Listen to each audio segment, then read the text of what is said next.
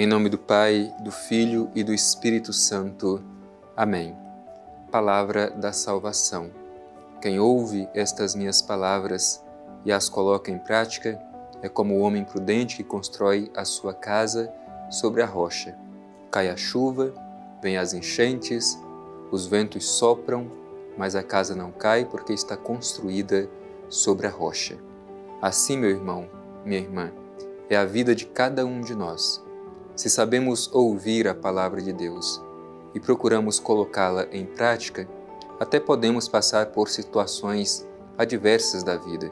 No entanto, não cairemos, porque estamos alicerçados sobre a rocha, que é o próprio Cristo.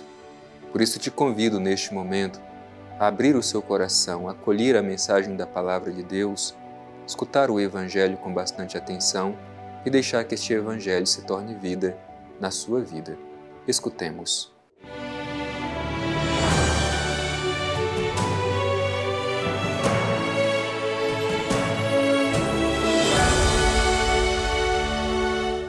Proclamação do Evangelho de Jesus Cristo segundo Lucas.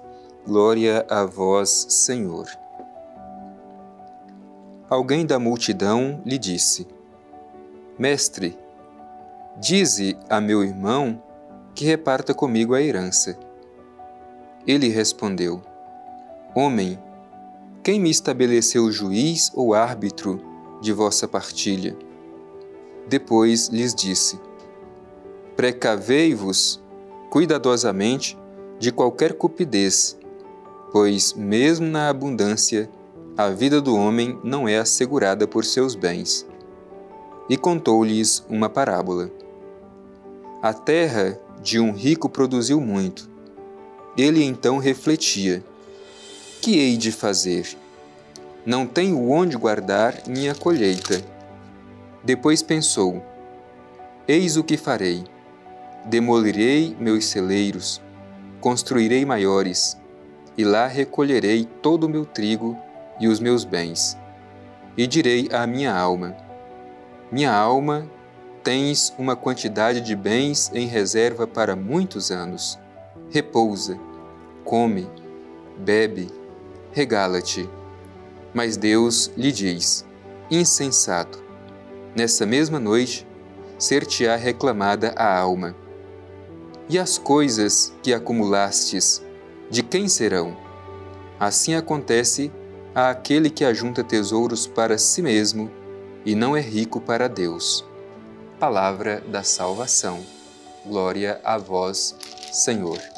Meu irmão e minha irmã, o Evangelho nos coloca diante de uma questão fundamental. Em quem nós colocamos a nossa confiança? Em Deus ou nas coisas que nós possuímos? Como é a nossa relação com os bens materiais? Não é que eles sejam ruins em si mesmo, mas será que nós não estamos fazendo deles a nossa segurança? Em vez de colocar a nossa confiança em Deus, confiamos simplesmente nos bens que nós possuímos? Cuidado, isso é muito arriscado e pode minimizar a importância de Deus, o lugar de Deus na nossa vida. Então vamos refletir este Evangelho com este desejo profundo de recuperar Deus ao altar do nosso coração, que tantas vezes o substituímos por coisas ou pessoas. Façamos a nossa reflexão sincera. O Evangelho começa dizendo: alguém da multidão lhe disse, isto é, disse a Jesus: Mestre, dize a meu irmão que reparta comigo a herança. Como pano de fundo nós temos este elemento da herança. E aqui, como a gente verá um pouco mais adiante no Evangelho, por causa da herança vem a divisão, a ganância. Esta é uma realidade ainda muito atual. Infelizmente, meu irmão e minha irmã, muitas vezes, ainda hoje, por causa da herança, tantas famílias se dividem, justamente por causa do espírito da ganância. Famílias se dividem por causa de bens materiais, porque ainda não descobriram qual é a verdadeira razão e a verdadeira segurança de sua vida. Por isso, este homem que vai até Jesus e pede que Jesus ajude o seu irmão a repartir a herança, Jesus responde desta forma: Homem, Quem me estabeleceu juiz ou árbitro da vossa partilha? E depois lhe diz: precavei-vos cuidadosamente de qualquer cupidez, isto é, de qualquer ganância, pois mesmo na abundância, a vida do homem não é assegurada por seus bens. Precavei-vos cuidadosamente da ganância. Verifiquemos, meu irmão e minha irmã, se dentro de nós também não há o espírito de ganância, que tantas vezes não buscamos nesta vida a nossa segurança nos bens que nós possuímos. Se tantas vezes não passamos por cima do direito e da dignidade de outras pessoas simplesmente para acumular coisas. Não nos esqueçamos do que diz o Evangelho. Mesmo na abundância, a vida do homem não é assegurada por seus bens. Existem muitas pessoas que pensam que os bens que elas possuem asseguram a sua vida. É por isso que Jesus conta esta parábola. Vale a pena a gente prestar atenção no que está ensinando Jesus nesta parábola. Olha o que diz Jesus. A terra de um homem rico produziu muito. Ele então refletia: que hei de fazer? Não tenho onde guardar a minha colheita. Mas veja bem o seu pensamento astucioso. Eis o que farei. Demolirei meus celeiros, construirei maiores. Lá recolherei o meu trigo e os meus bens, e direi à minha alma, tens uma quantidade de bens em reserva para muitos anos. Repousa, come, bebe, alegra-te, regala-te. O que Jesus diz diante deste homem que pensa assim, que está seguro pela colheita que fez, pelos bens que possui? Jesus chama de insensato. Hoje mesmo, diz Jesus, Deus pedirá conta da tua alma. E para quem ficará os bens? Justamente nessa dimensão que nós precisamos fazer a nossa reflexão. Repito, não é que os bens sejam ruins em si mesmos. Não. Os bens são para que vivamos a nossa dignidade de filhos e filhas de Deus. O problema é quando nós fazemos dos bens a nossa própria segurança. É quando nós pensamos que seremos salvos por aquilo que nós temos, por aquilo que nós possuímos. Então a nossa vida é uma corrida desenfreada para acumular coisas. Mas o que será de nós amanhã? É isso que nos garante a verdadeira vida? Então tomemos cuidado como nos relacionamos com os bens, com as coisas que possuímos. Repito, aqui não se trata de demonizar ou dizer que os bens não são bons e não são importantes. São bons e são importantes. No entanto, eles não podem ocupar o lugar de Deus na nossa vida. Não nos esqueçamos do que diz o Evangelho. Por mais abundante que seja a vida neste mundo, não são os bens que garantem a vida do ser humano. É Deus quem garante a nossa vida. Por isso essa parábola tem muito a nos ensinar.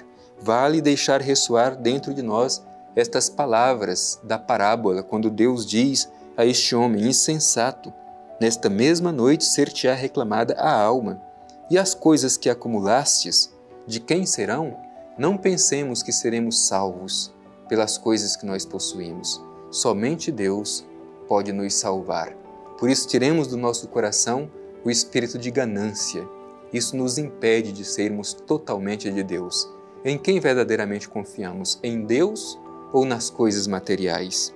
E o Evangelho se conclui dizendo assim: assim acontece àquele que ajunta tesouros para si mesmo e não é rico de Deus. Há muita gente que é rica de coisas, mas é pobre de Deus. E você? E eu? De que estamos procurando nos enriquecer? De coisas ou de Deus?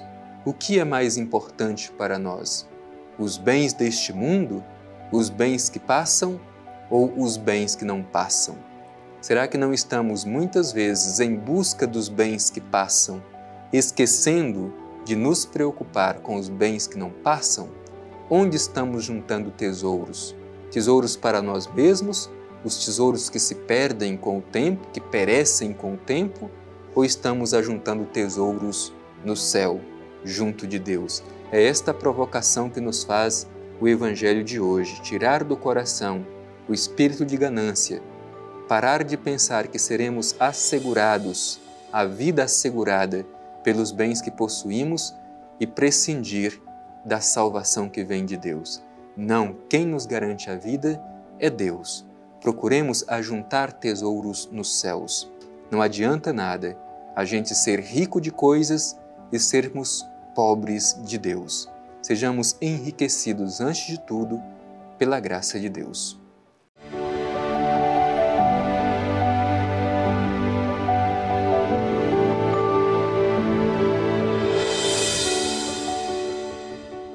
Como é bom, querido irmão, querida irmã, acolher a palavra de Deus na nossa vida.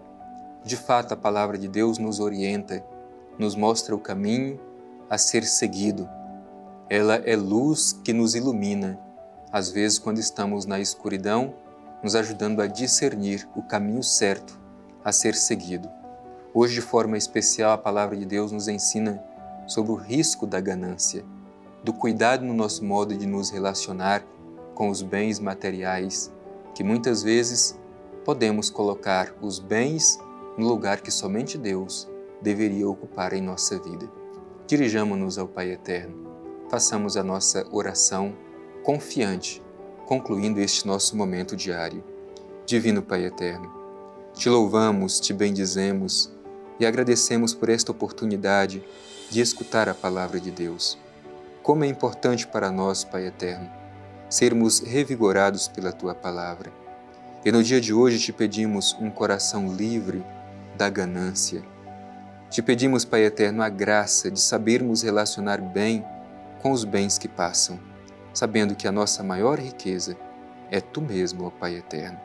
Por isso pedimos que no nosso coração o altar seja ocupado justamente por Ti, por Teu Filho Jesus e pelo Espírito Santo. Somente Deus ocupe o altar do nosso coração. Assim seja. Amém. O Senhor esteja convosco. Ele está no meio de nós. Abençoe-vos o Deus Todo-Poderoso, Pai, Filho e Espírito Santo. Amém.